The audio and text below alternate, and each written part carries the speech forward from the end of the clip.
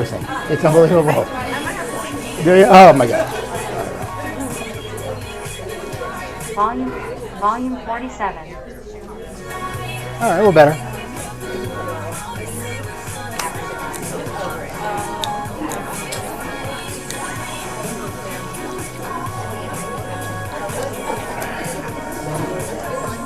Shit.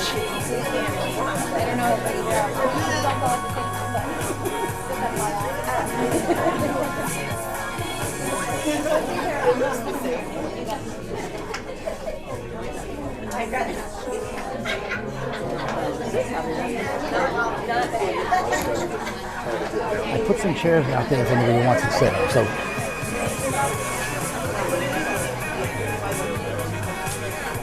It's Friday.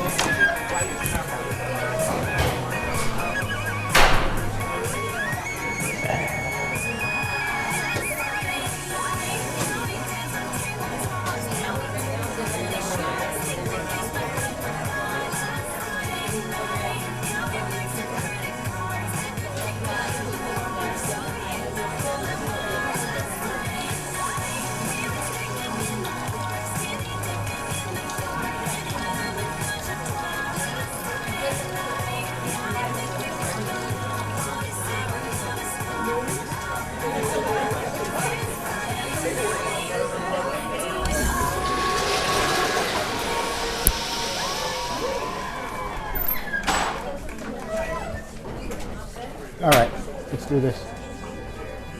Huh? For people that want to sit out here or in the back, instead of them running up front bracket. Yeah, pretty much. Morning. Hi. So excited to talk to you. Hi, Hiya.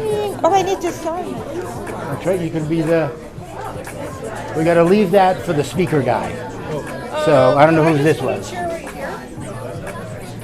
well, they're in the whole... Or I could... grab one from... You can sit next to Lori. Right there, between Carrie and Lori. All right. So if you're gonna leave this here, he might want to wait until, because it's gonna affect what, you know. Anybody new here? Oh, where? Okay. Oh. Okay. Yeah. Let me get the Spotify off here.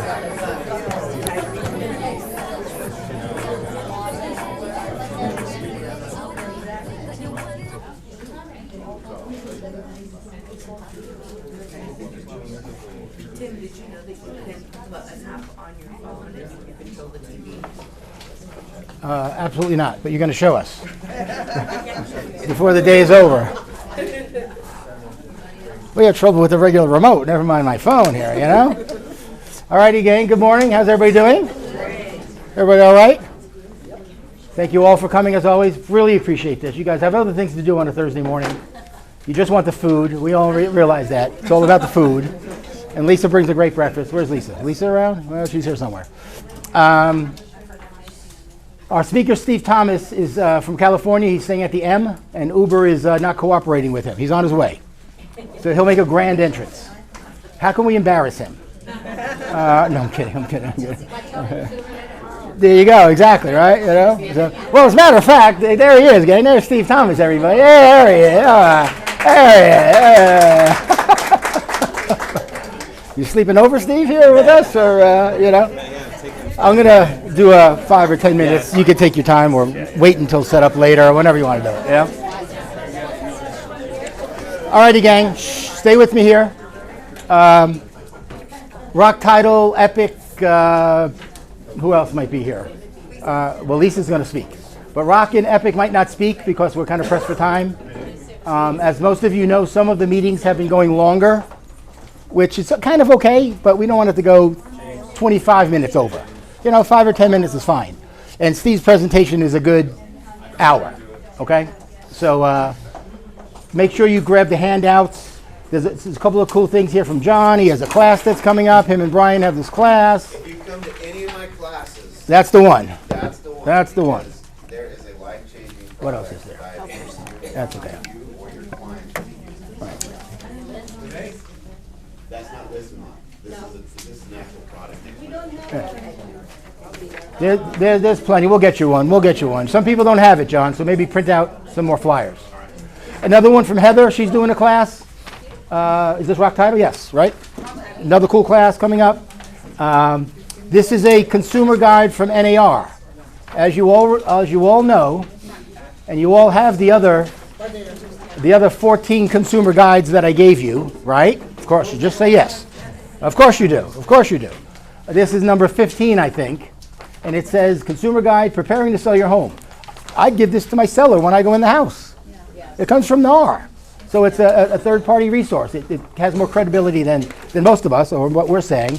Two more things. Rate My Agent. If you're not using this, you're crazy. Who knows Julius Yu from the Northwest office?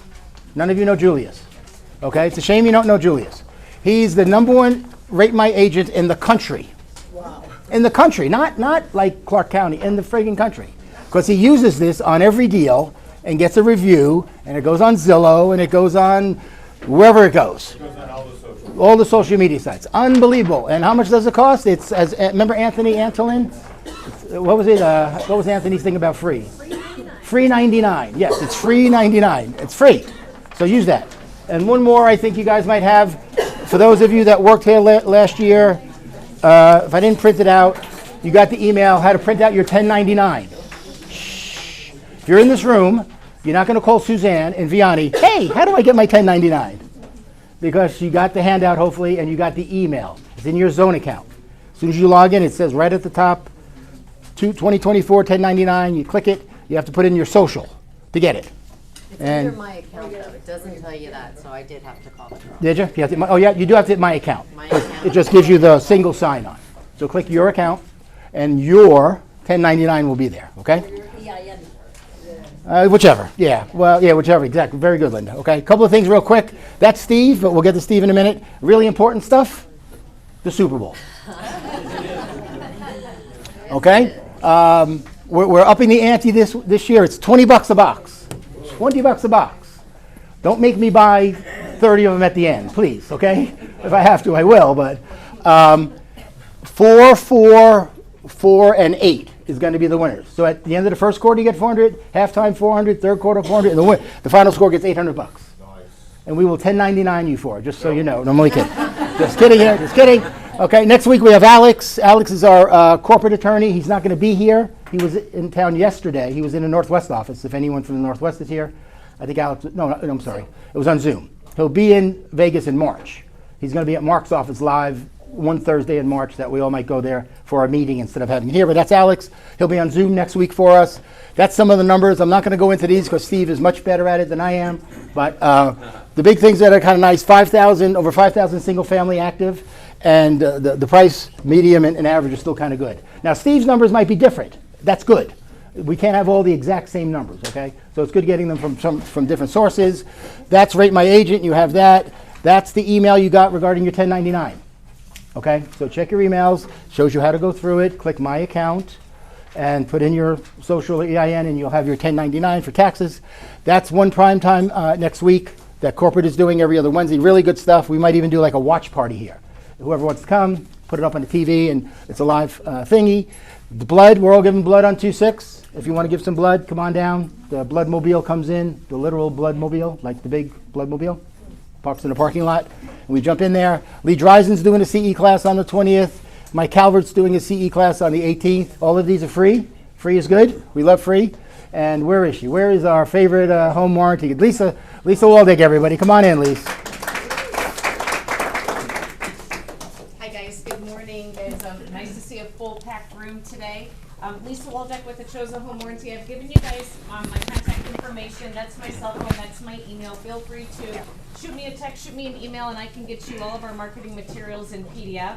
A couple things I just want to talk about real quick. We cover everything during that listing period and for the buyer. That includes all of your kitchen appliances, your refrigerator, your washer, your dryer, dishwasher, garbage disposal, oven, stove, range, microwave. We cover roof leaks during that listing period, and we also cover HVAC, and there's no additional charge. We do have some enhancements coming to our product here in about 2 weeks. I don't have any marketing materials on that yet, but what we're doing is we're adding to both the buyer coverage and the seller coverage. Automatically will be water softener, well, and septic. They will no longer be options or upgrades. So keep that in mind. It'll be covered for your seller during that listing period. It'll be covered for your buyer whenever they close escrow.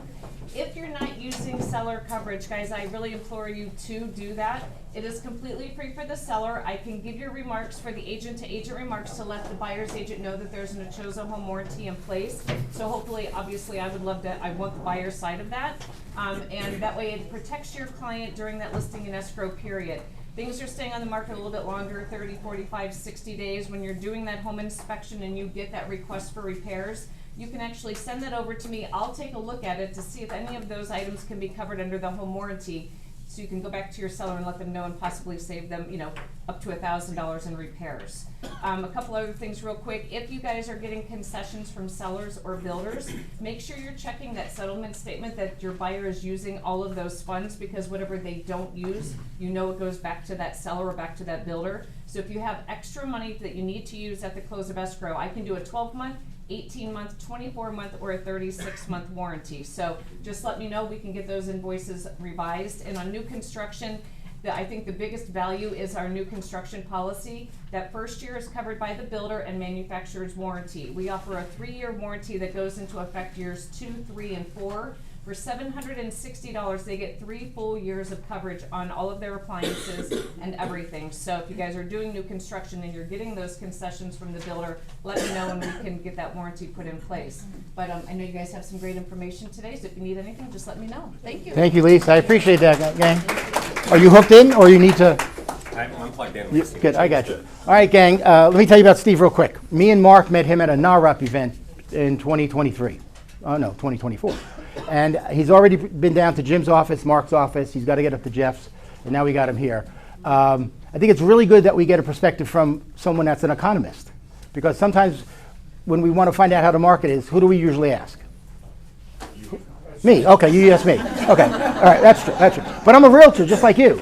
Or you go on social media and see what some realtor friends of yours are saying. And I'm not saying there's anything wrong with that, but I'm not going to share that with a client. I'm going to share what I read in Forbes or NAR puts out or Steve Thomas puts out. So the third source, getting this information is really cool. He does this, I think, for Arizona, California, Nevada. He travels all over the place. So really, really good PowerPoint. I'm sure you're going to love his PowerPoint. So Steve Thomas, everybody. Come on down, Steve. There you go. I know, right? Now let's see if I can get you out of here. He has the same accent. Now how do I, yeah, right there. The Jersey accent comes out. All right, Suze, before I blow this up, what do I do?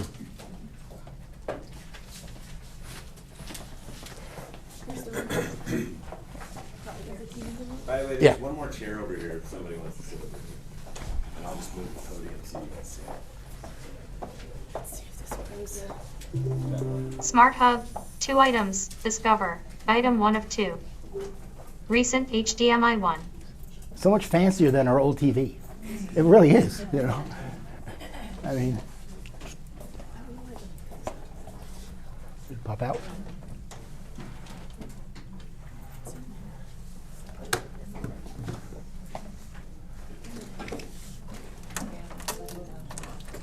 All right, 2 guys and a horse walked into a bar. And that's all I got. I don't have anything more than that. $3.99 like that. Yeah. I'm sure you do, Linda. Yes, I'm sure you know that one. All right. Different time, different place, okay? Just not today, okay? Right over here, if anybody wants to sit down in the open seat. Come on, Anna, squeeze in over here. You always come late. Well, she does. She always comes late. She always does. HDMI 1. And Suze, tell me how many numbers. We'll have them maybe do that real quick. On the thing? Do you have to sign in? No? Okay. Pick a number between 1 and 33. 1 and 33. We got T-shirts, gang. We got pens. We got folders. We have a lot of stuff. Pick a number, Steve. 1 to 33. Yell it out. 17. The winner is 17. Who is 17? Jason Crate. Who? Jason Crate. Where's the new guy? Yeah! Pass that back. Pass that. Go back a couple of rows there, you know? Hey, and real quick, speaking of the new guys, we have a potential new guy in the room who hasn't decided to join us yet. Do you believe that? He's still thinking about it. You know, I don't understand the problem here, but everybody say hello to Brian Nicholson over here. There he is. Hello, Brian. There he is. Yeah. Alrighty, thank you. Thank you for having me. I got a chair. I was staying at the M, and apparently Uber has a long time. It takes a little forever to get there, so. Let's see if I can get through But here. I'm gonna start with some fun photos. for Jason, you guys, slide that in a so sec. Before we Slide dive that. into No, you're good. comments. You're a big boy. I don't know I'm if coming. you guys Don't worry. part of the NAR There we summit. go. It That's requires it. realtors to take Nice. you headshots every Me and you, 10 Mikey. minutes. There we go. You're good. Your photos, please. Seriously, there really should be some sort of a law there. This is an MLS photo. I love MLS photos. Be glad this isn't your listing. Or this is also an MLS photo. Seriously. It's not that hard. Or someone most definitely got fired. Yeah. Right? How do you access that garage? Oh, the entrance to the garage. Must have been a rough divorce. Leasing agent, we've been getting a lot of action recently and are expecting multiples. Sure you are. When your clients are talking about the house in front of the Ring camera.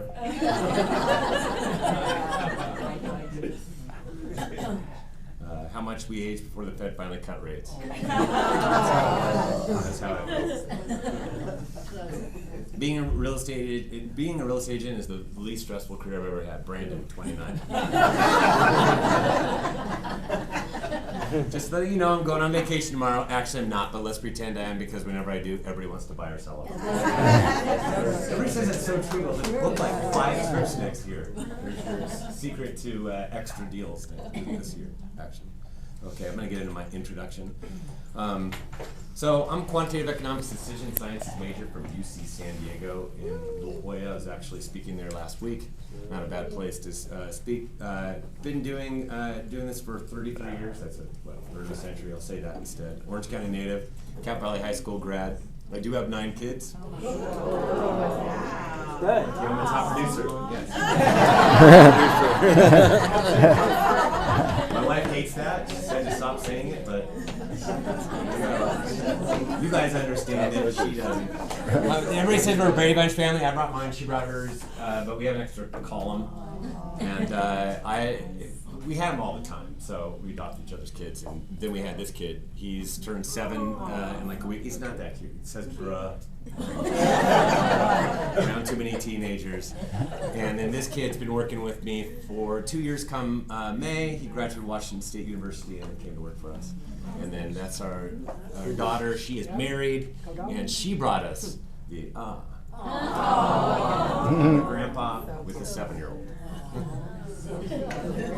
That makes my son, who's 7, Zeke, is an uncle. He goes, I don't want to be an uncle, I got to do it. No say-so in this. We've been all over the press and Reports on Housing, your local real estate snapshot. This is our company. This is what we do. I've been doing it personally for 20 years. I actually represented buyers and sellers back in the day. And then what I wanted to do is cut through all the noise in the 1990s because buyers, sellers, moms, dads, everybody I knew, everybody had an opinion when it came to real estate. And oftentimes, most of the times, it was wrong. It's not what the data shows. So I started a report for my sellers and buyers back in the 1990s when it was a little harder to put together. Now statistics are way easier to get. And so I'm trying to cut through the noise, and today the noise is even louder. If you have a narrative in your head, go ahead. You can find it. Somebody's going to back it up someplace on the net. So from crashes to you need to wait as a buyer, I've heard it all. And there's power and strength to data, and that's why I deliver it. It's delivered every other week.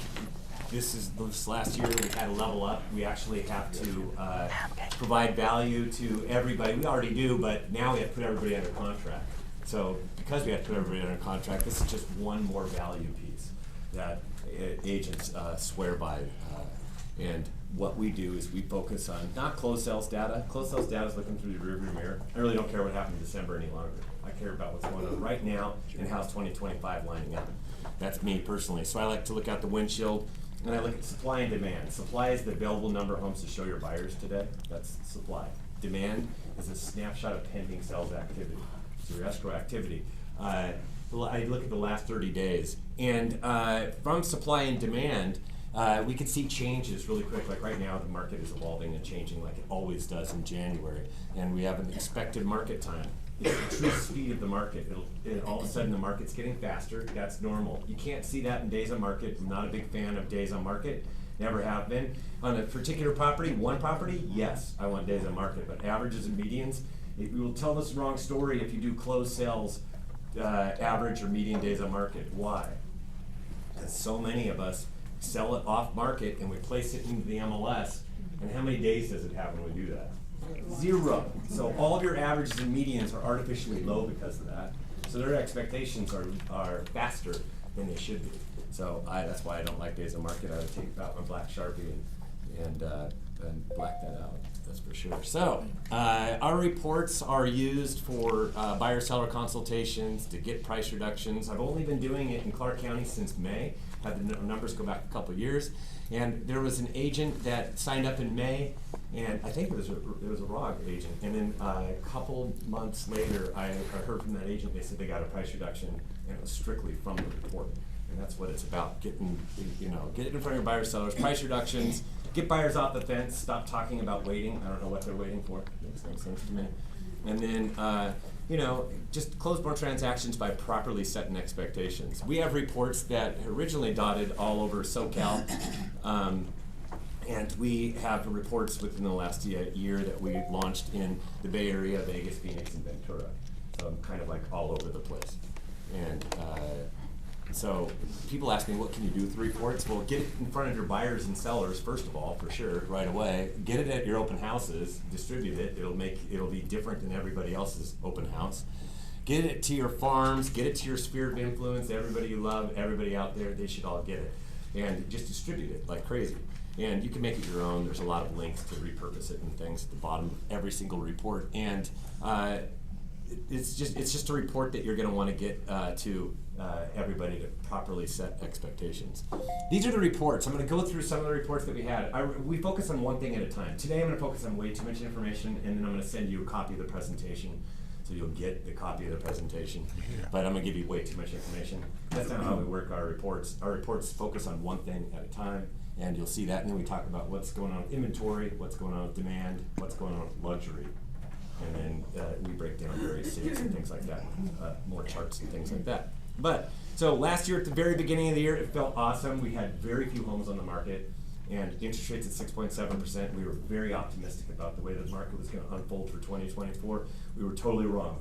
So, but this was the beginning. It felt that way, and it was a stronger start than many other years, especially stronger than 2023. Then we had the first green shoots. That was more homes coming on the market than the prior year. We'll get into that. And I'm going to be doing an update come February for what happened in January. And the rate migration, this is what kind of ruined our market last year, was the rates going higher and higher, and it's staying above 7%. And the time is now. I write this report every year. I really do feel if you're a buyer, what are you waiting for? It makes no sense. If you're ready to go, go. Seriously, go. I don't know what, you're not going to get a big collapse in prices. That's not going to happen. And I'll explain why today.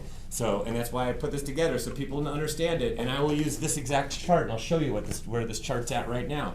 And you'll understand it. Climbing inventory. So in 2023, we had our inventory kept on falling all the way into spring, where it got really low and then started to rise. It was really late. So this last year, we had inventory was climbing pretty much the whole year. Really, towards the end of the year, started to really climb. And I'll show you what that looks like. And open houses are back. That means our market changed. Open houses are a sign. If you have an open house sign going to the same house over and over again, that's a slower market and an overpriced listing, if it's the same one week after week. And then a buyer-friendly shift. I really think this is a great time to be a buyer. There's finally product. What are they waiting for there to be no product? Because that's what will happen when rates do fall. They'll have less product, and now they're going to be tripping over each other and writing multiple offers, and it's pretty dumb. So I don't know what you're waiting for. So that's another great point. Overpricing dilemma. A lot of properties are ending up overpriced. I talked about different statistics around that. The numbers of homes that are coming off the or pulled off the market. The successful approach.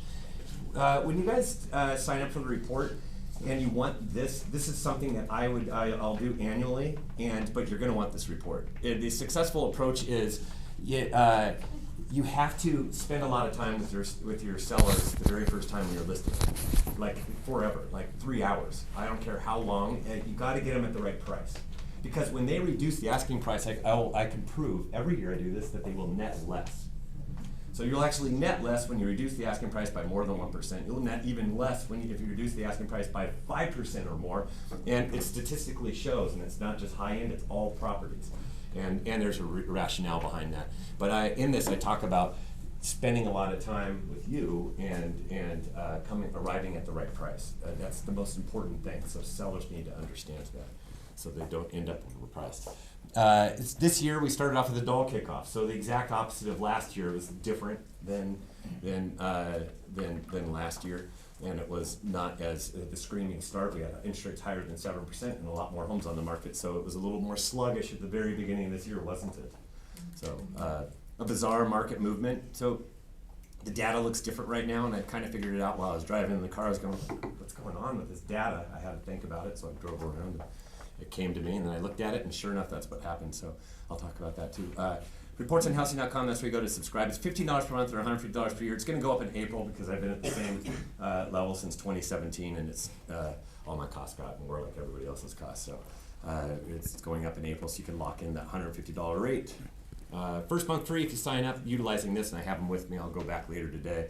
I don't have a big office, it's just me. And then my 7-year-old Zeke shreds everything for a quarter. He can work with me for an hour and I'll give him a quarter and he thinks he's rich. I'll put that in your little envelope and put it in the bank, so I bank it. He has a whole bunch of quarters. I'm a geek. I absolutely love numbers. Numbers and data and statistics and economics is my junk food. That's what I do.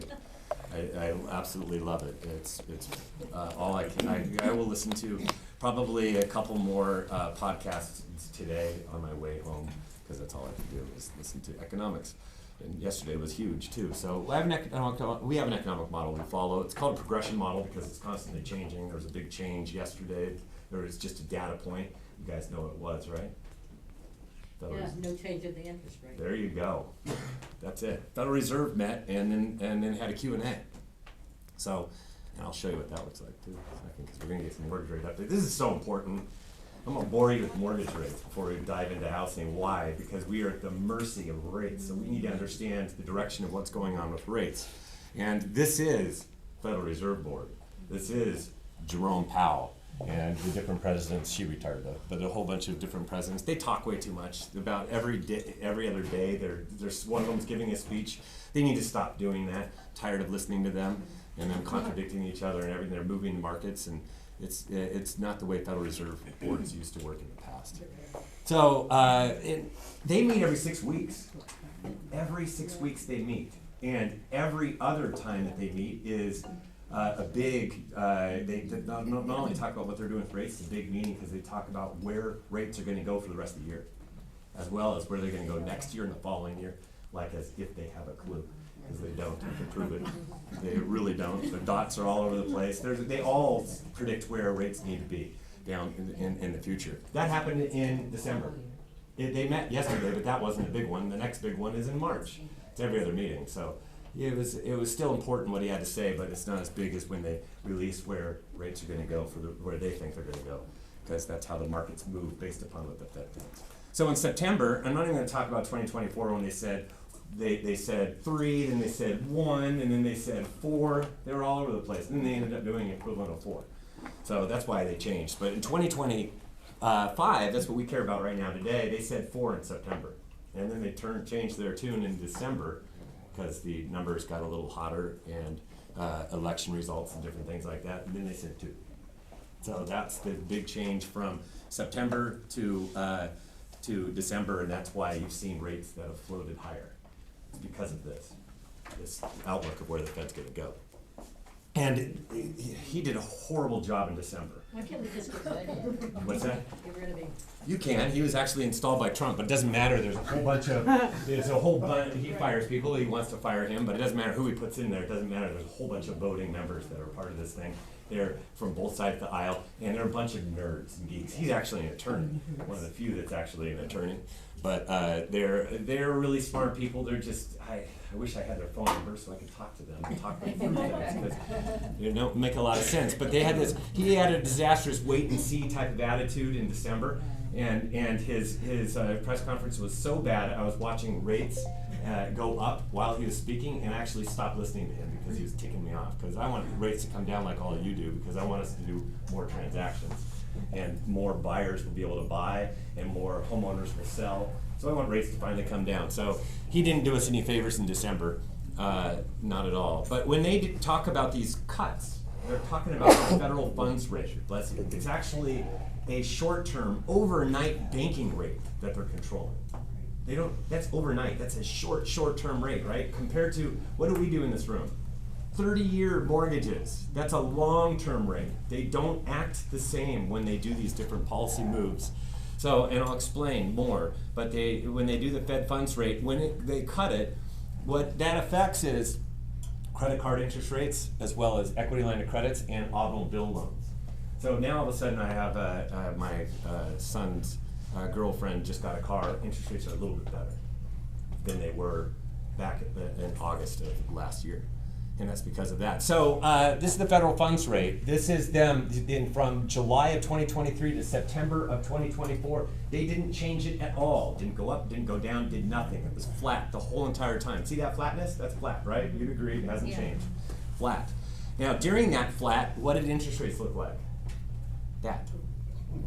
Yeah, exactly. Went all the way up to 8% in 2023. Remember that? 8%? That was when. And it got all the way down to 6.7% shortly thereafter. January, end of December, started January. And then we made our way up with rising rates to 7.5% in April. And then it came all the way down to 6.1% the day before they met and the week before they met. That's, and this is, by the way, 2 apps you need to download. Mortgage News Daily is one of them. The other one's CNBC. Now, Mortgage News Daily is not tied to a lender. So it's just, they have advertising on it, but it's really good. A lot of people go to it. And it just talks about interest rates, what do they look like across the country with no points. No points. Because your clients actually, when they look for interest rates, it's with no points. And then most of your clients are actually paying points because it brings that interest rate down. So this is a key takeaway. Why are the rates going all over the place when it was flat that whole entire time? That's because what the investors are trying to do is figure out where the Fed needs to be based upon the latest data. So every time a data point comes out, that's why we get changes in rates. That's because if we get a hot jobs report, all of a sudden people, they're thinking, uh-oh, U.S. is hotter, so then rates start to rise. We get a bad jobs report where there's not that many jobs, now all of a sudden, uh-oh, it's cold, rates fall. So understand that. So 30-year mortgage rates, when they actually do the cut, everybody already knew they were going to do the cut. Even your buyers were waiting for them to do the cut, and I was going, why? It's already in the interest rates. When the day that they do the cut, it's already baked into where rates are. Remember I told you the day before rates were at 6.1%. And that day I knew by looking at the 10-year treasury that we were going to have higher rates that day. I knew. And this is the day before, 6.11%. That morning, at that day, rates went up here, and the following day follow through. And when I accessed Mortgage News Daily, I couldn't access the app, couldn't access it on the website. Why? Because all of your consumers and everybody was thinking that it was going to go down 0.5%. But at 6.11%, it already had made its way down there, knowing that they were going to do the half-point rate cut. So, and yesterday we knew that they were going to do what kind of a rate cut? No rate cut. We already knew they weren't going to do a rate cut. 100% chance. That's what the market said, that there would be no rate cut. They were right. It was already built into the system. That's why rates didn't really move. Matter of fact, rates got a little bit better this time while he talked. And this is, by the way, this was a jobs report right here. See this right here? It goes from here to here, that big jump. That was a jobs report. And then this right here was December, and we went above 7%. That was Jerome Powell in his disastrous press conference. And then since then, we've been above 7%. And we're at 7.07% as of this morning. So when the overall economic numbers are hot, rates rise. Rates go up. And the reason for that is because they don't want to play in the long-term stuff. We're the long-term stuff, we're your mortgages. They want to play in these stocks. But when the overall economy cools, rates go down. Now they don't want to play in stocks. They want to play in the long-term stuff. That's us. Long-term stuff, 10-year treasuries and mortgage-backed securities. And why do they look at both of them? These are in love. They work very similarly. The appetite of investors looks at both of those and says either one. And the reason for that is because the average loan that we put together is held for 10 years. So that's why. They make a profit at 2 years, but the average loan is held for 10 years. And that's why they kind of move the same. And there's a love affair that goes on between the two of them. And everybody pumps into that when the economy is slowing. They like the long-term stuff. They want to hedge the slowdown with long-term stuff. So they're very, very interest rate sensitive, economic number sensitive. That's what the Federal Reserve has telegraphed to everybody. Everybody knows that we're looking at every number like we've never looked at numbers before. And the most important is jobs. It's jobs over inflation. Jobs is most important. Understand that.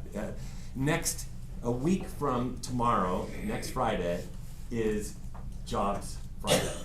Next week is actually Jobs Week. They call that Jobs Week. It's the first Friday of every month. It falls on except for this month because we had a holiday around New Year's, so it's the following week. But in November, it came on November 1st was a Friday. That was Jobs Week, even though earlier in the week it was still October. But it's Jobs Friday is so important. This jobs report that comes out next Friday is gigantic. It will set up our spring. If this comes in less than expectations, we will finally get rates below 7% again. But if it comes in and blows past expectations, we'll be stuck above 7%. And that will set up our spring. So that's why this is Steve, so important. we want a bad jobs report, right? Yes. There you go. Explain why economists are rooting against the jobs. I'm just saying. Yeah, exactly, yes. Okay. You're correct. Because we're taking on the chin, the rest of the economy is not. So everything else is important, but not as important as jobs. Inflation, manufacturing, retail sales. And this is the jobs report that came out, and I can do this every October. It was the same disaster. But October of this last year, the expectations were 150,000. We created 254,000. Unemployment went from 4.2 down to 4.1. And I was ticked. And you were wondering, why are economists upset about it? What are you rooting against the United States? That's what it sounds like. It's not true. Because prior to the pandemic, we were adding about 130,000 jobs per month. This is too hot. We've been hot way more for a long time. And now we're far exceeding the number of the labor that's out there and a lot of jobs created.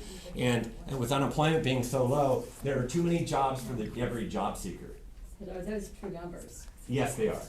I can totally rely on it. It is not political. It is not political. Let me tell you, I've been following numbers for so long. I told you, it's my junk food. I eat it. It's just the problem is it's called linear regression models. They're trying to predict where things go, and then they have to recalibrate them based upon what the actual numbers are, and they don't know what the actual numbers are until later on. And sometimes the recalibration, when you're doing it, it's right. It looks right, it looks good, and all that stuff. But then when you recalibrate, look backwards, it doesn't look right. It's not political, but I've been getting a lot of that since the election. I don't get that typically, but there have been bigger revisions because people said jobs reports revisions last year. Bigger revisions just a few years back. No one was talking about it because it wasn't an election year. So, as a matter of fact, it was the wrong thing. It actually created less jobs, and it was a wrong telegraphed message anyways. But understand that we want a better churn, so we want a little more unemployment and we want fewer jobs created. The reason for that is otherwise, labor is in the driver's seat, and then we have wages go up too fast, which is inflationary, because now everybody has to charge more. We don't want inflation. Remember that inflation thing? That's what we don't want. So that's why we want a better churn, a better mix. So it sounds like we're rooting against them, but we're not. We're rooting for a better mix. We don't want this to get too high. 4.3 is about it. That's where the Fed wants it to be. No higher than 4.3. So, and they want about 140,000 jobs that are created. So, and then we got in January of this year, that second week, the second Friday actually, it's supposed to be 150,000 again, 256,000. Problem, again, we saw what happened to rates that day. They went up because of this. And then unemployment, they made a way back up to 4.2 and then went back down to 4.1 again. So this was telegraphing United States economies too, and then all of a sudden you got people saying there's going to be no rate cuts this year. There's going to be, matter of fact, they're going to increase rates. I don't care what Wall Street says. They don't look at the numbers like we do. We look at it long term. We're not very reactionary like they are to every single data point. So this is CPI, and this came out this month, and CPI was actually the core, not the headline. Everybody looks at the headline, but that has food and fuel. It doesn't matter where you put interest rates, eggs will be more expensive because of a bird flu. So they have no control over it. And OPEC doesn't care about what rates are at and all that stuff. So you can't control food or fuel. So you pull that volatility out, and core actually went down unexpectedly. And it's actually the shelter component's finally coming down. It's just been forever to come down. So, and 3.2, you're looking at these, and that's core for, this is a messed up model, CPI. There's a better one, it's called PCE. It comes out this week. So, but you guys don't know that because it doesn't get any headlines. Only CPI does. And, but that's going to be important because the Fed actually likes that one. But there's breaking news. The Fed met yesterday. This is what it kind of looks like inside that awful room. But anyways, that's what they do. Kumbaya. And then they decide what they're going to do with rates. These guys and gals do. And yesterday they did it, and I'm just going to show you what happened. Prior, they actually released the Fed speech, and all of a sudden, boom, it went up. Rates did. But then after, this is finally, Jerome Powell, he blew it in December. This was Jerome Powell speaking. He brought rates back down. And that's what his job is not to have an overreaction, it's to telegraph the right message. And that's what he was very careful of doing, because he saw what his disaster was in December and fixed it. And then we had rates come down for the day, and it was down slightly, which was better than where we were earlier. There are economic headwinds. Just know this is the New York Fed transition to serious delinquency, which means they're 90 days plus behind or more. And down at the bottom right is our HELOCs, it's mortgages, and it is student debt. So we don't have a problem with defaults in this section, but we do have in credit card debt. That's credit card debt. It ballooned, but at least it spiked and stopped, but it's at the highest level since the first quarter of 2011. And then automobiles, if you draw a line across, it's the highest level since first quarter of 2010. And who does this affect? It's mainly the middle income on down that are renters. It's not really the homeowners that it's hitting, but that's who it's hitting the hardest are renters, and those are the people that are going to have a hard time spending, consuming, which is what the United States runs on. That's GDP, is consumption pretty much. And credit card debt has been just ballooned. It's ballooned normally. It balloons. This is the other thing. Oh, credit card debt's the highest ever. It's always the highest ever because we make more every single year, and then we spend more, and that's called credit card debt. But then what we do, and you see these lines where it goes down. That's the first quarter of every year. And the reason for that is because you did your holidays shopping and say, I'm not going to spend any money now. And this first quarter it actually goes down, and the second quarter comes around and start spending again. So 37% of all credit cards are either maxed out or close to maxed out. And 28%, this was in the fourth quarter, 28% were still paying off their 2023's holiday debt going into 2024. So that's an issue. Today's mortgage rates, I told you that there's a love affair between 10-year treasuries and mortgage-backed securities. And it goes way back to 1972 when Freddie Mac started following interest rates. And then we had looking at 10-year treasuries, and you can actually see it. And this is the 10-year treasury. I told you to download the CNBC app. Why? Just to go here. You don't have to look at anything else. Nothing else, just to see what happened to bonds. Because next Friday, you can go on here when you wake up at 5:30 in the morning, because everything's Eastern time. Pretty much everything comes out at 5:30 in the morning. So 5:30 in the morning, you'll be able to see what's happening to rates. We want red. We want it to be red. That means rates are going to go down. And we want it big red. I want it down 0.16. That means it'll come down a lot. That's what I want next Friday. So this is where it is as of this morning. I did this in my hotel room, updated it, and this is where we're at. And down just slightly, which means rates might be down like 0.01 when it looks like that. Not much down, but not going up. And you see this, by the way, this is where the 10-year treasury was when rates hit 6.1% the week before and the day before. Now look at this is actual mortgage rates. You'll see the same thing. The week before, the day before. Everything looks very, very similar because I told you they dance together. That's why there's no secret to this. Every mortgage person out there looks at 10-year treasuries. You can too. CNBC app, just look at it. If it's green, no bueno for interest rates. If it's red, bueno. That's it. Secret recipe right there. And know that there's big things that change it, what the Fed has to say in jobs reports. 7.06%, that's where we are as of this morning. And so we're dancing just above 7%. And the average love, going all the way back to 1971, this is 10-year treasuries, this is interest rates. This is what's called the spread. And it goes all the way back to 1971, so the average love is 1.75. This was right before COVID. See, that's the average love. Sometimes we're out of love. When we went into COVID, all of a sudden got wide. It also got wide over here. Sometimes it's closer and they're more in love, and it's even better than 1.75, the spread. And this is where it's at right now. The spread's still big, but it's not as big as where it was before. But if we had no spread and we were just 1.75, the normal, we would have interest rates right now today at below 6.5, 6.46%. And the reason it's not, it's that whole thing of you and everybody else that's out there said, date the rate, marry the house. We need to stop saying that because it's long-term commitment at this point. You know, it's the beyond dating right now. They need to put a ring on that. So know that. Stop saying that because we don't know when it's going to happen. The reason, but we're getting used to these rates, and it's, I don't know when they're ever going to come down. We're all coming to that realization, so that's why these spreads getting better because now everybody's getting used to it. That's what's happening. The reason they did it is because they're wondering if all of a sudden they're going to, if the economy caves, then all of a sudden they have to lower rates. What's going to happen to everybody we've placed into homes, and what are they all going to do? Refinance. They're not dumb. So what do? If they're going to do that, there's a lot of risk there. They need to own it for 2 years, that loan, to make a profit. So if everybody's going to refinance, what do? Charge more. Spread's bigger. Now they're charging more monthly, every single month, which is why when you pay a point, the rate really comes down apart because they're giving money up front. That's the rationale behind it. So everybody wants to make money, and that's why there's more, they charge more. And if we were back in November of 2023, we'd have interest rates right now today of 7.66%. I'll take 7% all day long over 7.66. So now you guys get it. This is what we're rooting for. Things are getting better. You didn't even know it, and things will continue to get better the longer we're at these rates and get used to them. We were stuck above 7%. This is February, but it was stuck from April all the way to the middle of July, above 7% the whole entire time. And that's what hurt our spring and summer markets. We've done a lot more transactions, and that's where we built more houses on the market.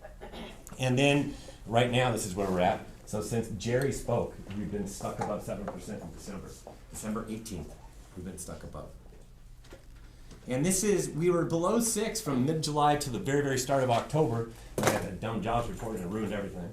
But then we were actually below 6.5% for 42 days. The best 42 days of real estate last year. It really was.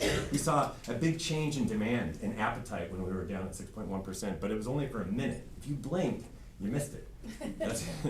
Seriously. I was talking to somebody yesterday. They said they were going to refinance, but they had a trip plan. They went out of town. They came back. The rates were higher, and they could no longer refinance. That's the way it worked. So this is where we want to be during our spring market, below 7, in the 6s. That's where this was at. So it was below 6.5 for a while there. And now let's get into this housing market at Clark County. And we follow 5 seasons, not 4. Spring is the best. I don't care where it's at. All these people that have like these snowbird areas, their demand peaks during the spring. It's when everybody likes to transact for whatever reason. And they like to move during summertime. It's not just families, it looks like that. But people do it all year long, but there's a bigger proportion that do it during the spring. Summer is second, then you have fall, then winter, and the slow season is the holidays. Mid-November to mid-January. We're out of that season. Why? Because New Year's resolutions are done. You can go to the gym. You don't have to wait for a treadmill any longer. And now they're buying houses. And you can see it in the numbers. And that's where we're at right now. That's when supply slightly rises and demand surges. And then we get to Super Bowl and you go, oh my gosh, this is the best time to come on the market. You should come on the market. You're actually wrong. March 1st is the best part of the market. And February 15th is about when you want to go. And actually, February 14th. That's called Valentine's Day. Do a big one for your loved one. Buy a house. Stephen Thomas says that's the best time. Come on the market. Valentine's Day.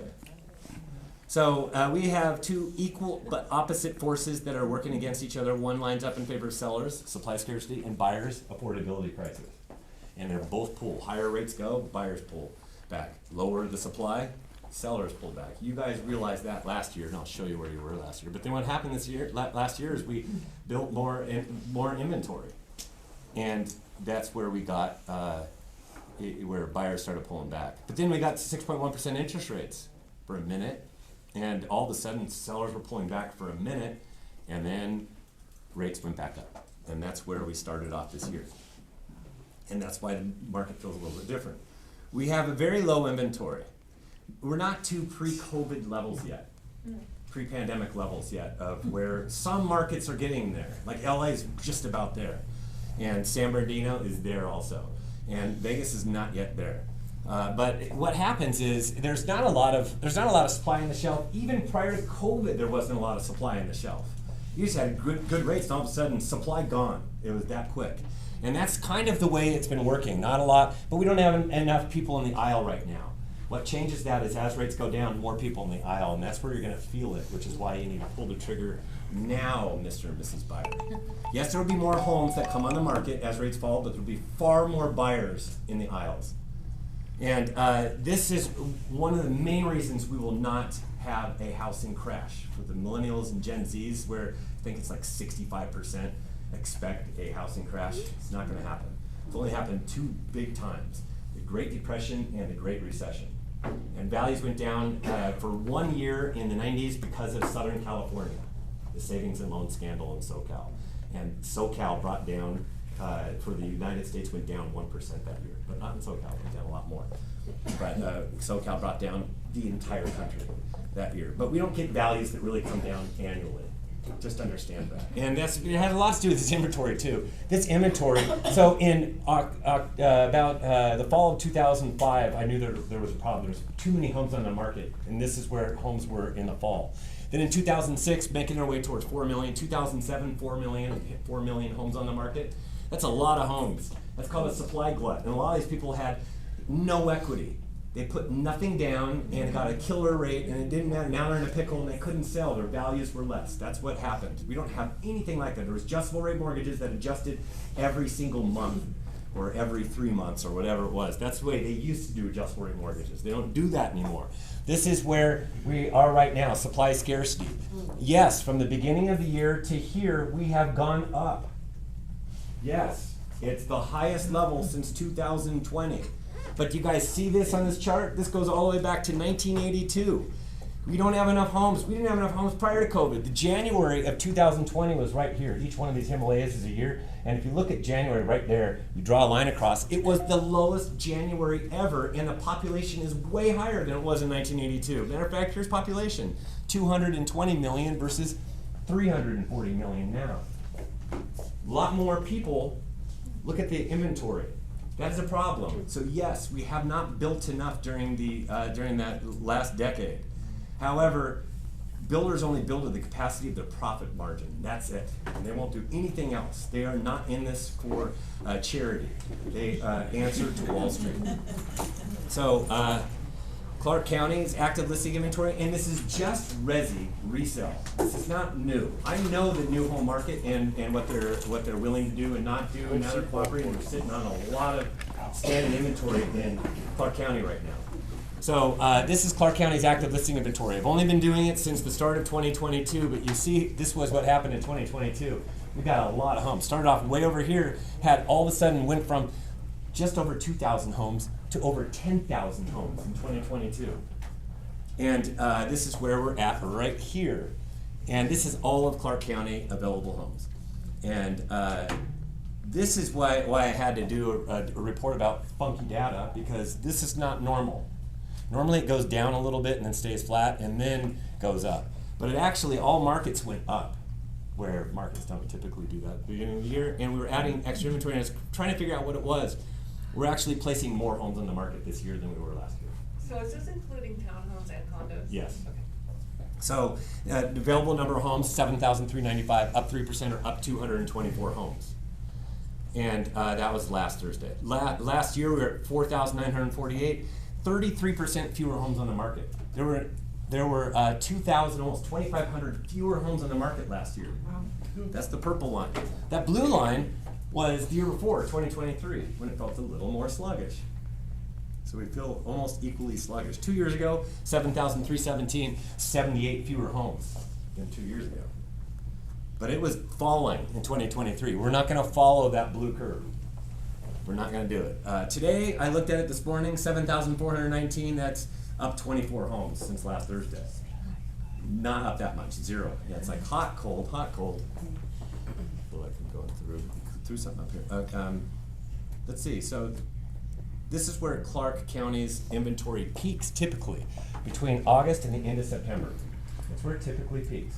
Some do it a little bit earlier, some markets, some do it later, like Clark County, but you get to the end of September and that's pretty much should have the peak. That's not where we peaked last year. Look where we peaked. We peaked all the way here, like mid-November.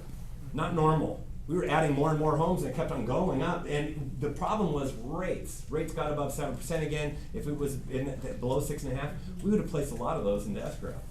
But because of the higher rates, things slowed down.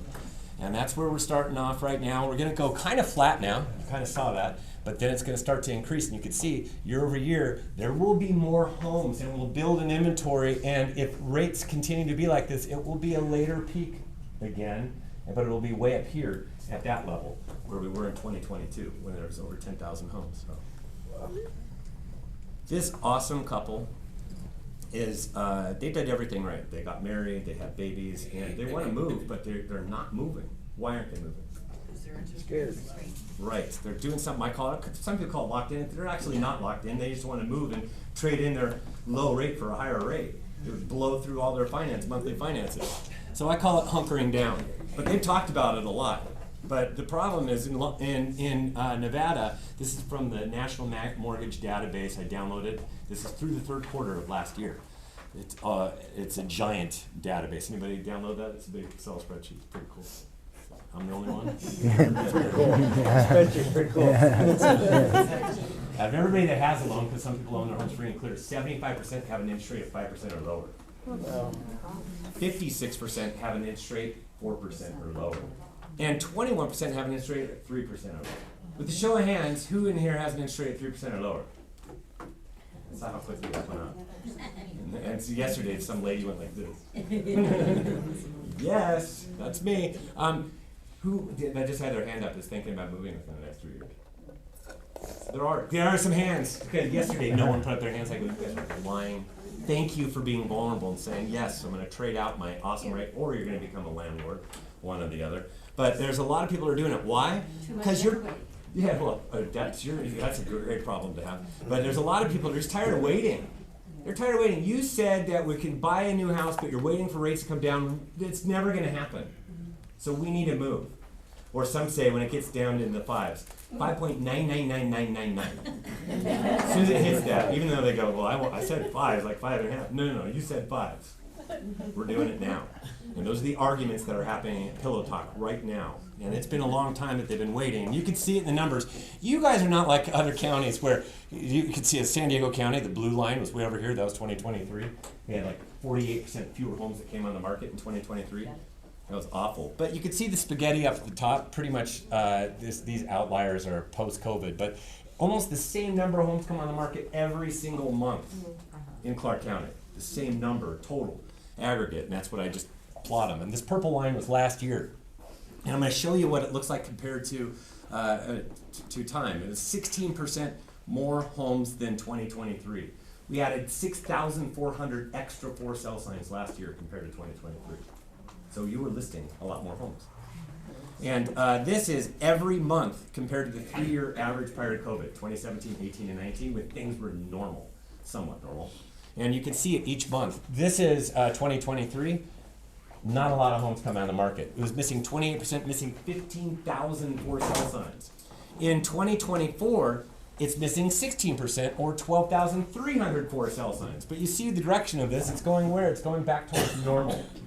So 2025, we're going to have more homes come on the market, but if the demand that's almost the same as last year, that means a lot of properties, homeowners, sellers will languish on the market, which is the importance of pricing it right, which is why I said spend 3, 4, 5 hours with them until they say uncle on the price, so that they sell, do what they want to do, and you make a commission.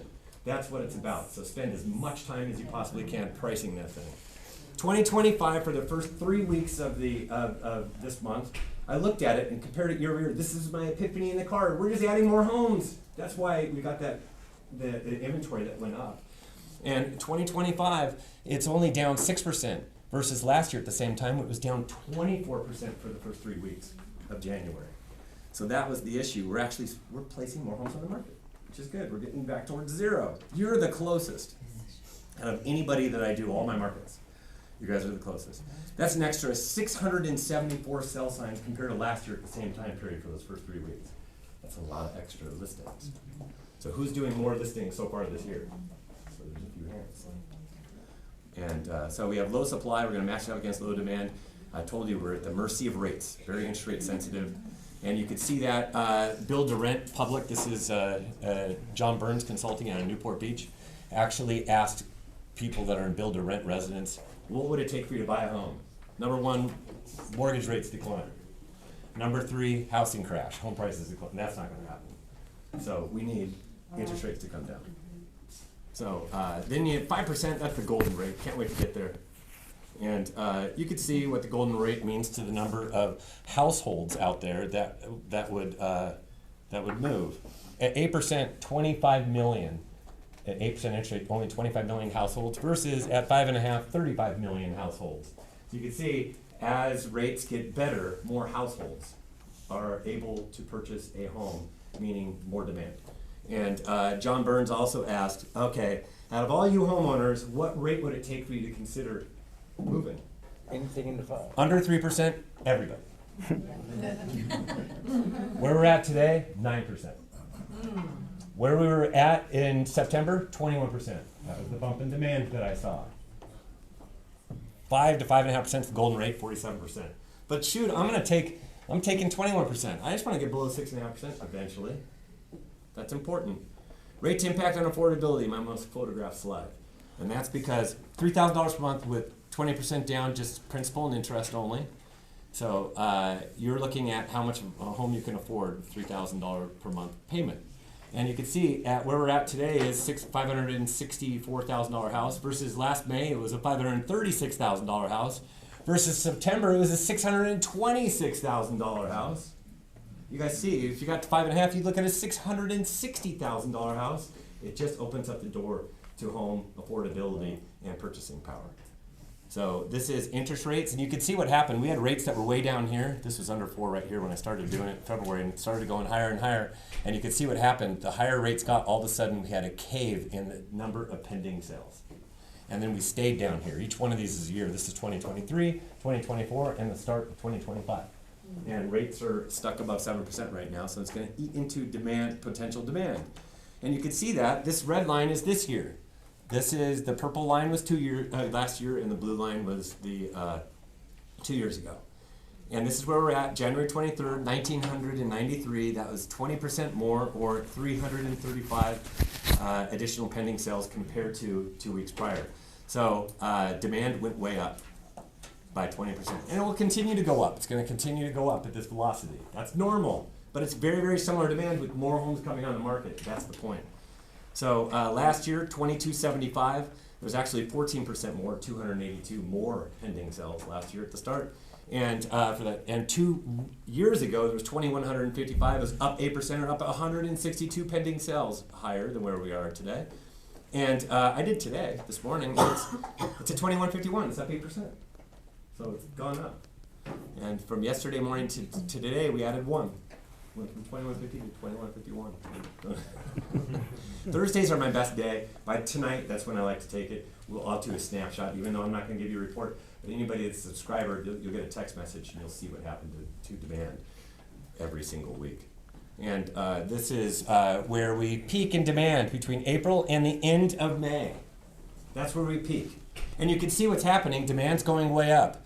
And it's going to do this. It's going to continue to go up, and then it's going to follow the same demand curve. The only way this changes is if rates go below 7%, then we can actually get a higher push because we need them below 7% for spring. This will be higher than last year or the year before because there's more supply, too, for buyers to tap into compared to last year. So what's the speed of the market? Place your home on the market. When are you going to become a pending sale? So open up as a pending sale. So this is expected market time. You can see in 2022 we started off with the 20-day expected market time. 20 days is dumb. That is where you place the home on the market, have an open house on Saturday for an hour, get like 50, 20, 50, 20, 50, 30, 40, whatever it was. You remember how many offers? You put it in an Excel spreadsheet and you answered them all on Tuesday. Remember that? That was dumb. That was the start of 2022, but then went from a 20-day expected market time to a 160-day expected market time for the entire county. And you actually gave up value the second half of 2022. And then this was 2023, and this is 2024, and this is where we're starting. So you'll actually see it. This is where we're at right now. And it's going down. It's just not going down at the same velocity that it normally does because we actually added more homes for those first few weeks than we normally do. So it slowed down the expected market time drop. And we were at 100, on January 23rd, we were at 111 days. And last year we were at 65 days. That's the purple. That's why it was so hot. We were at 65 days at the same time. So the lower the number, the hotter the market. Anything below 40 is insanity. Insanity, which you could see 2022. Insane. And it's not a healthy market either. That's where values are going up way too fast. It's like eating junk food, Super Bowl junk food every single day. That's what it was like for 2 years. And today we're at 103 days. So it went from 111 to 103 in a week. So it's going the right direction. It's going down, and it will continue to go down. And I'll show you what that does. It's the fastest between the start of March to the end of April. That's the fastest time in the market. And if you're luxury, it's the same thing. This is, you want to get it on February 15th, 14th, Valentine's Day. You want to get it on Valentine's Day. I'm tired of luxury coming on over here. That is just dumb because this expected market time is not for luxury. This is for the whole market. Luxury's up here. So I actually write custom reports for agents on trying to convince their sellers to come on February 14th versus in the fall I know. or December. And this is where the expected market time is most likely going to go based upon where rates are at right now. It's going to drop down to the high 70s, which is, yeah. Steve, question for you, because they're going to ask me later, so I'm not going to know the answer, so I'm going to ask you now. Yeah. How does your expected market time differ than days on market that we're used to? Because days on market is true, it's just days on the market and all that stuff, but it doesn't tell you how fast the market is moving right now. This is intuitive. This is exactly what it feels like in January. As January progresses, we make our way towards Super Bowl. All of a sudden, it speeds up. It's like we are definitely speeding up. So it's the true speed of the market. That's the way you got to look at it as. It's the expected market time being able to absorb everything on the market right now today, based upon where pending sales activity is at. And it's a real good stat because it really does tell you. It's like getting on the freeway or looking at to see if there's a traffic jam or not. Because I'm going to say that this is a traffic jam if you're a seller, right? That's the traffic jam. Down here, man, there's nobody on the freeway. It's like COVID, nobody on the freeway. That's what that was. You see the difference? Did somebody else have a question? I have a question. Yeah. This construction in Clark County seems like it's off the charts. What's your thoughts on how we compare the rest of the country? You guys are like Phoenix. You guys are like Texas and Florida. You're glad that you're not, but that adds to the overall, which is why you guys, when the builders slow down, your market really seizes and we add a lot more homes. Because now those buyers, they've evaporated and you're competing with that extra product that's out there. A builder was at the thing yesterday and had a sheet of everything and there was a lot of stuff that was ready to go, like Yes. quick turn. Yeah. So that's Yesterday I going was on with right a buyer, they asking 7-11, and they're ready to sell for 630. Yeah, so they can change and all that stuff. They don't want to blow through a market, go from 7-11 to We're not at the 630. What's that? We're not at the top. No. Like Florida, Texas. Is that they- what they're still doing? But they're having a bigger issue than we are. Because their values went up way higher than ours did in Clark County. So they went up so high that now there's a lot of people, and they recalibrate their property tax rate. I don't know how do you guys do that? You guys recalibrate your property taxes? Yes. It's not like California where they're stuck. They only go up 2% per year. That's where people get into pickles. Is all of a sudden their property tax bill goes up and they're living off of like Social Security, and all of a sudden they have property tax bills that are higher. Those are the people that are now in a pickle, but they have a load of equity though. They're not going to become a short seller or foreclosure, but they're going to add to the overall inventory pool. So that's something just to be aware of. But so it feels kind of sluggish right now, but it's getting hotter. It's feeling a little bit more balanced. It'll move towards more of a seller's market in some price ranges, and you guys will know what that is. This was as of last Thursday. It is already changing like crazy. I told you we went from like 111 to 103 in 1 week. By the time we get to next week, it'll be into the 90s, or maybe even less than that. But this is each city. And I look at where the expected market time was 2 weeks ago, 4 weeks ago, each of the cities, and this comes out with every single report. I don't have 1 year ago yet. It will happen in May. And then I'll have 2 years ago in May of 2026. So the Clark County expected market time year over year, where this is a key takeaway. Boulder City in May, because that was my first report, it's 53 versus 94 right now. And Henderson was at 57 versus 114 right now, or actually as of last Thursday. Las Vegas, 54 versus 110. Right, and Laughlin was at 117, 315.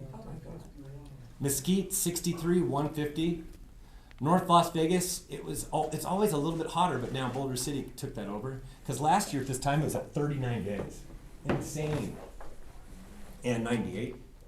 So that you got that. I'll give you guys a copy of the price issues. Let's do a market overview because I'm going to get into luxury. Luxury is the top 10% of the market. It's 750,000 plus for Las Vegas, Clark County.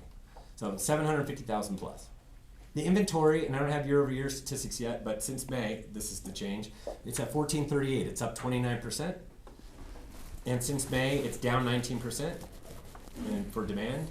And expected market time was at 109 in May, and it's at 173 right now. And that's what how it feels. And this is why you need luxury numbers, so you can get it in front of your clients. They understand it, because each of the different price ranges, this is also each report, gets this. This shows you what's the hottest price range right now. Well, 0 to 400,000. Then it goes from 98, 102, 101. You get up here 125. You can see as the prices go up. Now we're in luxury. 137, 166, 209, 363 for 3 million plus. There you go. So that's the difference in the different ranges. And then luxury closed sales 750,000 plus year over year. It was up 763. It's up 28%. We sold a lot more luxury homes last year compared to the year before. And then as far as all price ranges, it was up 4%, an extra 1,081 closed sales resi year over year. And Freddie Mac has a great home price index. I hate medians, by the way. I'm not a big fan of medians, even though we put them up there to see what they're at. But it's like, kind of will tell you which way the wind's blowing. Have you ever tried to do a median for an area? Every month it goes all over the place. That's not really what happens in the marketplace. Just median is a horrible gauge. It's just, it'll show you kind of which way, the direction of which way the wind's blowing. That's about it. So I look at home price indices. And Freddie Mac's house price index, they're about to release, I think, tomorrow, December's numbers. And through November, up 7% year over year. Clark County did really well last year. And you could see during the spring when you had less inventory, values really rocketed higher. And it was up 0% month over month. I think it was plus 0, 0, 0, like 1, 2 or something like that. And it's up 3% from the 2022 peak. So you really went down in 2022, but keep in mind, tell buyers this was the last when we peaked in 2022, that they didn't miss out on anything yet. But when interest rates come down, they were going to wish that they would have purchased a home when there were a lot more homes available. So number of price cuts across the United States. This is through Altos Research. They do, this is 2025, so pretty much 33%, a third of all homes across the United States will reduce the asking price at least once, which means a lot of homeowners across the United States will net less because they didn't come out at the right price to begin with. And that's where it's at right there. So who has an overpriced listing? That's just what that means. Anybody in here have an overpriced listing? Everybody. I have this. We don't allow that in our company, Steve. No, we don't allow it. I would use this. I get one made. I have these made by a sign company. They laughed, they smiled, they took pictures with it. Why is it so important? Because you get it to Mr. and Mrs. Seller. Hey, Mrs. Seller, I want to talk to you about Stephen Thomas from Reports on Housing said that we don't want to end up overpriced because we'll net less when we reduce. So I need to spend as much time as I possibly can so that we arrive at the right price so you can be successful and move, which is what you want to do at the end of the day. We need to have that conversation. Otherwise, you're actually going to throw away money by reducing the asking price. So it's very important that we spend a lot of time on price. I need to understand you calculate when you net less, when you reduce, how does it work? Because it's proportional, so. Yeah, you can actually see the people that reduce. I pull out I download the entire data sheet, and it's only like a third of them that end up reducing. And then I take a look at them and see what their sales to list price ratios are, sales to original price ratios, which are shocking, but even their sales to last price ratio compared to the people that came on at the right price to begin with, that sell within the first 2 weeks, their sales to last price ratio, which they didn't have to reduce, is better across the board, all the different price points. And I then tell them approximately, based upon all these people, how much on average they ended up throwing out or flushing down the toilet by reducing the asking price. So that's why I put that thing together annually. It was actually a real estate agent that said, "Can you show the net less thing and can you do that?" And then started walking through, and I was going, "Oh my gosh, I can do that." And I started doing that. And during COVID too, you couldn't really do it as much because people weren't reducing asking prices. But now they are in 2022. That's where we started to do it. And then this is another reason why we're not going to crash, because healthiest housing stock of all time. We don't have these adjustable rate mortgages that adjust every single month. They have these fixed low rate mortgages that do nothing but stay fixed. And they can't even if they sold, they can't go rent the same house because it's so expensive just to rent the same house. So people are staying put. And in the silver tsunami, no, it's called aging in place. Everybody likes to age in place. So there's not going to be all of a sudden a whole bunch of homes that come on the market. This is why we're at a record low national delinquency rate going back decades. That's not a recipe for short sales and foreclosures. Clark County closed distressed sales. This is the number of distressed sales in December. Short sales and foreclosures, resell 20. Not the court stuff, but 20. And how about 2019? How many were there at the same time period? 59. So we haven't even made our way to pre-COVID. I got a text message today that was talking about REO numbers that are going to go up, and there's this big long thing. I laughed at it because it's not true. They're lying to you, trying to sell you an REO subscription. So don't buy those things, please. Just get with a title person. The 2025 forecast. I'll go. Somebody to go after are builders. Somebody that bought 2 years ago that got that 2-1 buy down that was dating the rate, and now it's a long-term commitment. And now the rates have gone. They've not done anything. Now their payments gone up. They might not be able to afford it. They might be in a pickle. So those are the people to look for. And so this is my forecast. No, exactly where we're going to go. Each year, you guys are looking for clarity. There you go.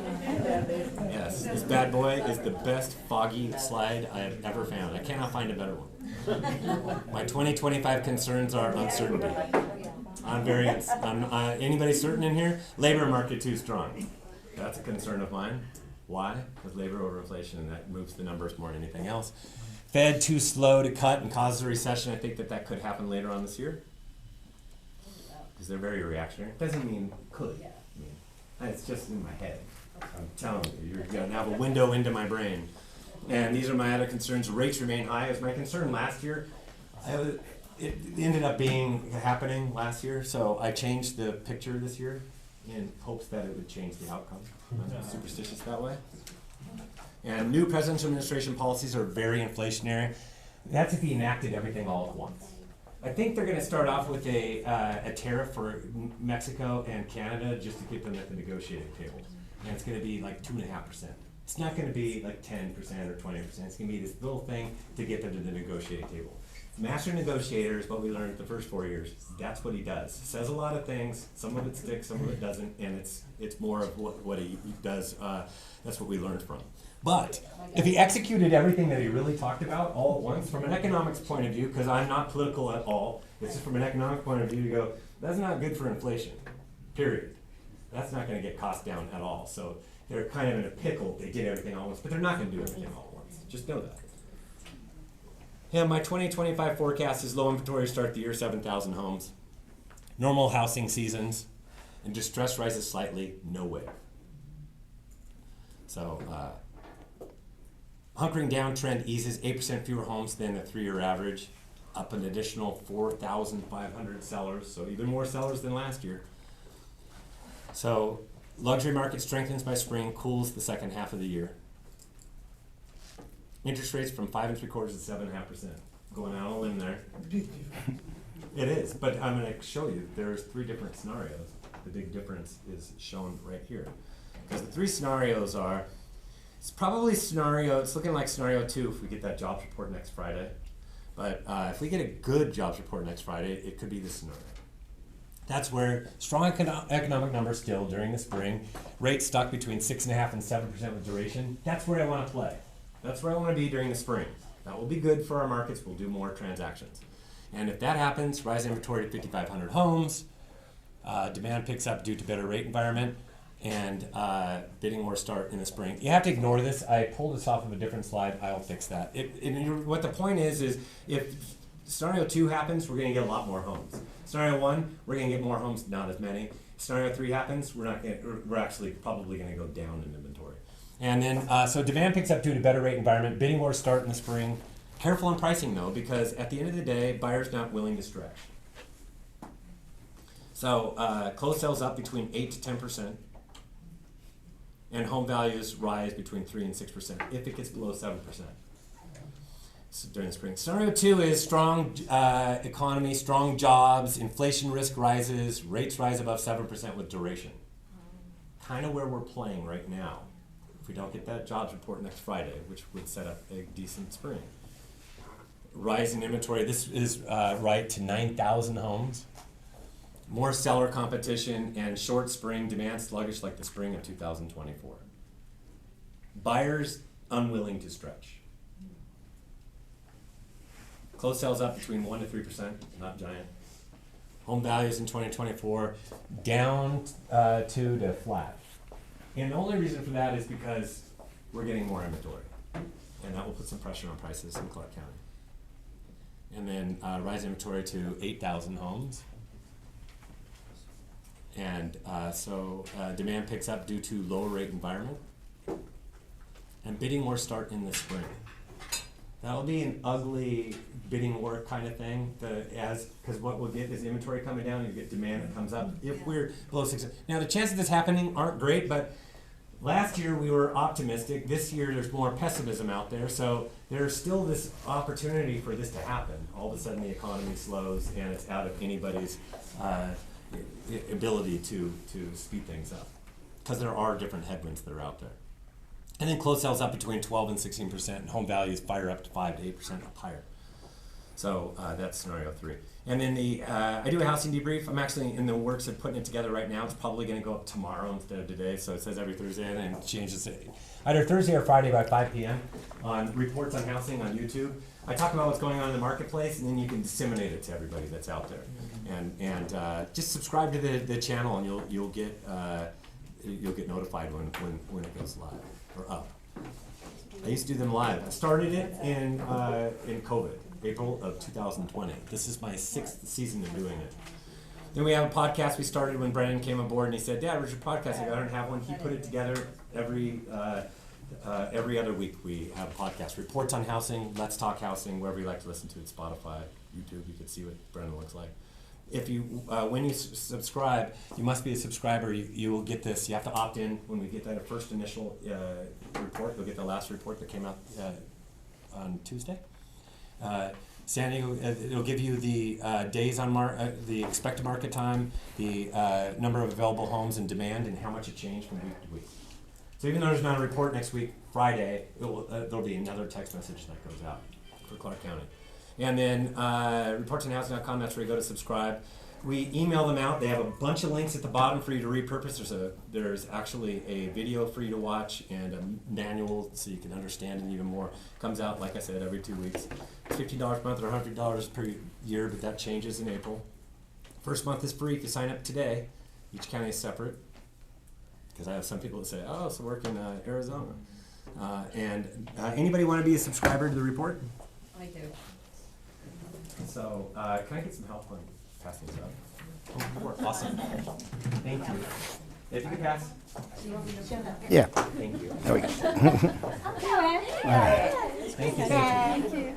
I do have questions and answers, so, yeah. Yeah, but it's just for me, this question. That's why I was trying to, because I saw Word, Excel and everything. Is there a way, once I get the report, to translate it? Because my clients are French, so. Oh, that's funny. So I've had a lot of people ask me to do it. I have not gotten that sophisticated yet. I'm sure AI will pick it up down the road. They're not perfect at it yet. AI is still in its infancy. It's not going to happen overnight, and eventually down the road, yeah. I have a lot of people that, and I'm in SoCal, so, and even here, there's a lot of Spanish they want to see as well. I've seen it translated by somebody into Russian. I thought that was fantastic. And I have another question. Yes. In the the projection, do you get into your reports the population or demographics booming like big time in Vegas, which is like around 70,000 a year? This item impact of this? Demographics is super important, and it will bleed into the demand and those kind of numbers. So I'll mention it maybe every once in a while, but not that often. We'll see it in the numbers more What than about the rental market too? I'm not doing the rental market's different because some of that stuff, not everything goes to the MLS. So be able to properly, accurately do it, I do not do the rental market. And I don't do commercial either. I subscribe to it. Any other questions? Yeah. Price reduction, is that because of the time of year, or is it because all the expenses they've had because they didn't sell the house? Who's that? The price reduction of the house. Is it time of year they the price?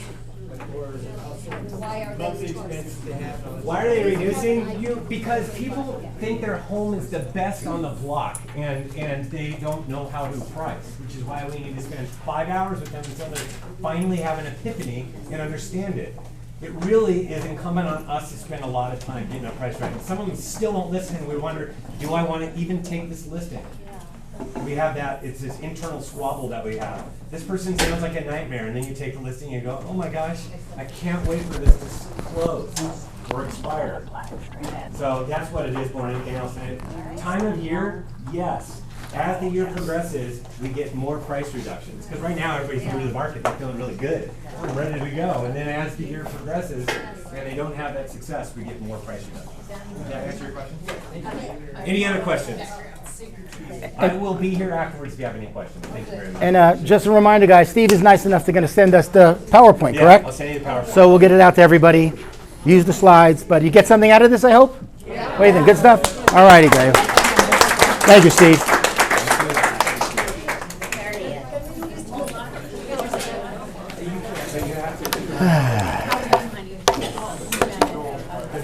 Amazing, right? How cold this room alone.